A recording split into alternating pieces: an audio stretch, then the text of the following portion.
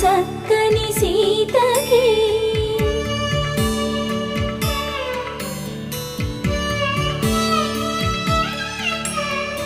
ఎర్ర జాబిలి చేయి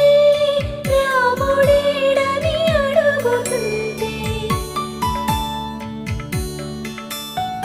చూడలేదని పెదవి చెప్పే చెప్పలేమని కనులు చెప్పే నల్ల పూస